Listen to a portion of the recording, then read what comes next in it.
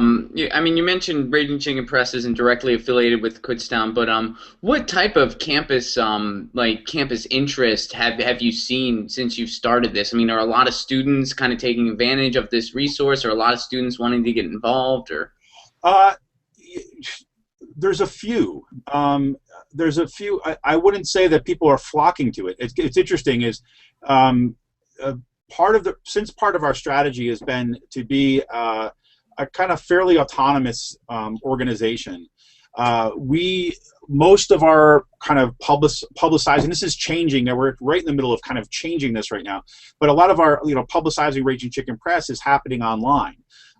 We do have people locally, there's flyers up, and some people go visit it, but even how many people go to the about page, right, to figure out all the background and all this stuff. So sometimes you'll run into students who don't realize that Raging Chicken Press is based right here.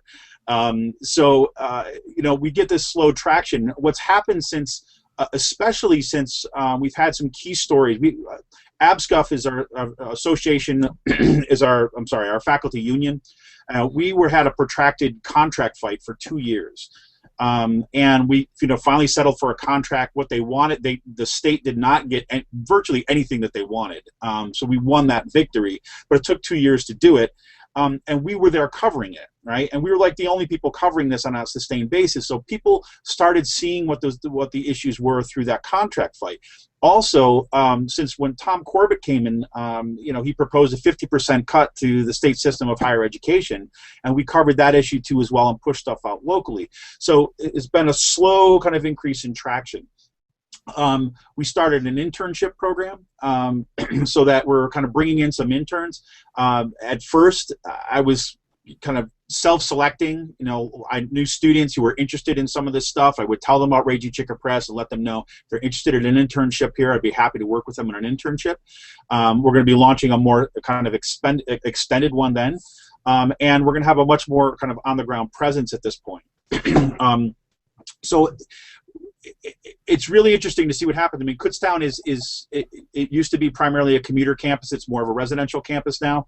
That's true of a lot of the state system campuses. But if I look at the time when I was in college back in back in the 90s, late 80s and 90s, and now is that students are so much more pressed for time.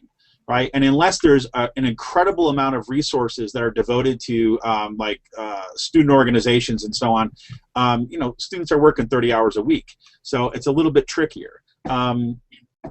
We get people reading up, people kind of know what goes on. We hope to kind of increase that in the years to come.